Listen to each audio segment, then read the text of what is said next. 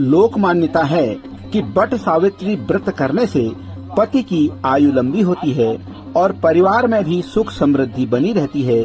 यही नहीं, अखंड सौभाग्यवती भव का भी आशीर्वाद प्राप्त होता है। ऐसा इसलिए होता है क्योंकि इस दिन से जुड़ी पौराणिक कथा प्रचलित है। ऐसा माना जाता है कि मध्य देश में अश्वति नाम के धर्मात्मा राजा का राज था और उनकी कोई संतान नहीं थी। राजा ने संतान प्राप्ति के लिए यज्ञ करवाया, जिसके शुभ परिणाम के बाद उनके घर एक कन्या का जन्म हुआ और इस कन्या का नाम सावित्री रखा गया। समय के साथ साथ सावित्री बड़ी हुई, विवाह योग्य हो गई, तो उन्होंने धुमतसेन के पुत्र सत्यवान को अपने पति के रूप में वरण किया। सत्यवान के पिता भी राजा ही थे, लेकिन उनका राजपाट छिन गया था, जिसके चलते वो दरिद्रता में जीवन व्यतीत कर रहे थे। सत्यवान के माता पिता की आंखों की रोशनी भी चली गई थी और वह जंगल से लकड़ी काटकर उसे बेचकर अपना गुजारा कर रहे थे। वही जब सावित्री और सत्यवान के विवाह की बात चली, तब नारद मुनि ने सावित्री के पिता राजा अश्वति को बताया कि सत्यवान अल्पायु है और विवाह के 1 वर्ष पश्चात ही उसकी मृत्यु हो जाएगी। नारद मुनि की बात सुनकर सावित्री के पिता ने उन्हें समझाने का बहुत प्रयास किया, लेकिन वह मानी नहीं। अंत में सावित्री का सत्यवान से विवाह हो गया। शादी के बाद सावित्री अपने सास ससुर और पति की सेवा में लग गई, लेकिन वो दिन आना ही था जो नारद मुनि ने बताया था कि सत्यवान अल्पायु है। वन में सत्यवान लकड़ी काटने के लिए जैसे ही पेड़ पर चढ़ने लगा, उसके सिर में असहनीय पीड़ा हुई और कुछ ही समय बाद वह सावित्री की गोद में सिर रखकर लेट गया और कुछ ही समय बाद उनके प्राण पखेरु हो गए और देखा कि वहाँ पर यमराज खड़े हुए हैं। यमराज सत्यवान की आत्मा को लेकर दक्षिण की ओर चलने लगे। पतिव्रता सावित्री भी उनके पीछे चलने लगी। आगे जाकर यमराज ने सावित्री से कहा, हे पतिव्रता नारी, जहाँ तक मनुष्य साथ दे सकता है तुमने अपने पति का साथ दे दिया है, अब तुम लौट जाओ। सावित्री ने कहा, जहाँ तक मेरे पति जाएंगे वहाँ तक मुझे भी जाना चाहिए, यही सनातन सत्य है। यमराज सावित्री की वाणी सुनकर प्रसन्न हुए और उनसे 3 बार मांगने को कहा। यमराज की बात का उत्तर देते हुए सावित्री ने कहा, मेरे सास ससुर अंधे हैं, उनको नेत्र ज्योति मिले। और साथ में सावित्री ने ये भी कहा कि मेरे सास ससुर का खोया हुआ राज्य उन्हें मिल जाए और अंत में ये भी वरदान मांगा कि मैं सत्यवान के 100 पुत्रों की मां बनना चाहती हूँ, कृपा करके मुझे वरदान दें। सावित्री की पति भक्ति को देख करके यमराज प्रसन्न हुए और उन्होंने तथास्तु कहा।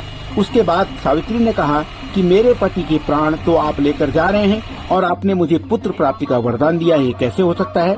तब यमराज ने अंतिम वरदान को देते हुए सत्यवान की जीवात्मा को पास से मुक्त कर दिया।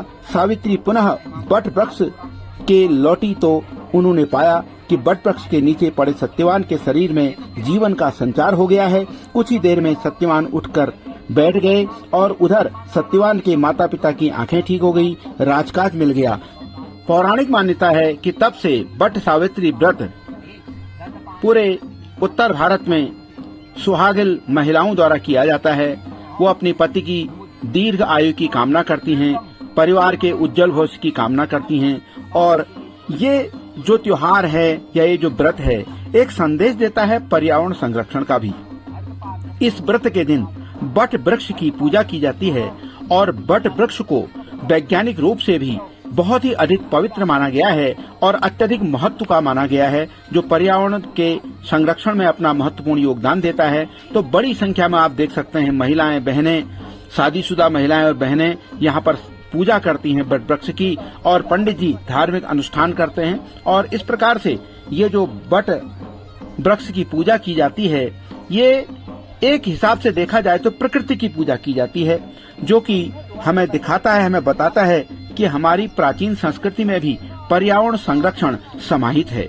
आप देख सकते हैं महिलाएं बट वृक्ष को रक्षा बांधती हैं और पूजा अर्चना करती हैं और मंगल जीवन की कामना करती हैं, दीर्घायु होने की कामना करती हैं। और बट वृक्ष तो स्वयं में अपने आप में विशाल होता है और बहुत लंबी उम्र इस वृक्ष की मानी जाती है और पर्यावरण के संतुलन में यह वृक्ष अपना महत्वपूर्ण योगदान देता है। आप देख सकते हैं बड़ी संख्या में महिलाएं बट वृक्ष को रक्षा बांध रही हैं, पंडित जी मंत्र वाचन कर रहे हैं और इस प्रकार से यह बट सावित्री व्रत पूरे उत्तराखंड में पूरी श्रद्धा के साथ मनोयोग के साथ मनाया जाता है। और प्राचीन समय से, पौराणिक समय से यह प्रथा चली आ रही है कि बट सावित्री व्रत में जहाँ जहाँ भी बट के वृक्ष हैं उनकी पूजा की जाती है।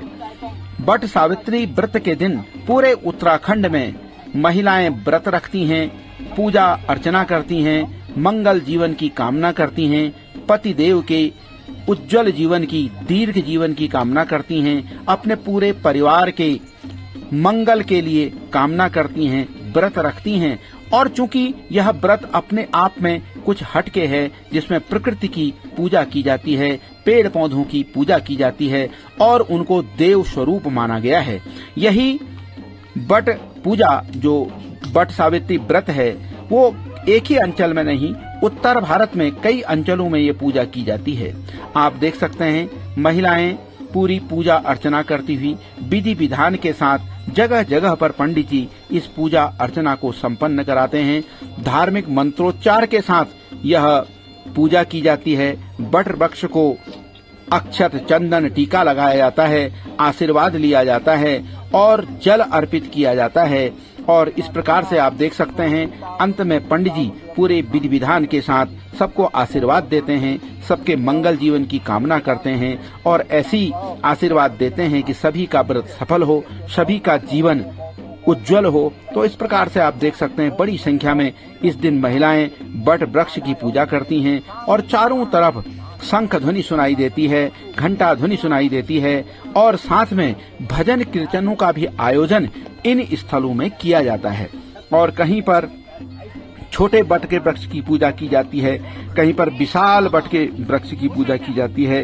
पंडित जी सबको आशीर्वाद देते हैं और साथ में प्रसाद अंत में दिया जाता है। आप देख सकते हैं इस प्रकार से पूरी महिलाएं पूरे उत्साह के साथ, पूरे पूर्ण मनोयोग से पूजा अर्चना करती हैं। तो इस प्रकार से जो बट सावित्री का व्रत है ये बहुत ही पावन है, बहुत ही पवित्र है, जो पर्यावरण संरक्षण का संदेश भी साथ में देते जाता है। वीडियो आपको अच्छा लगे तो चैनल में इस वीडियो को लाइक, शेयर, सब्सक्राइब कीजिए। जय उत्तराखंड, जय पर्यावरण।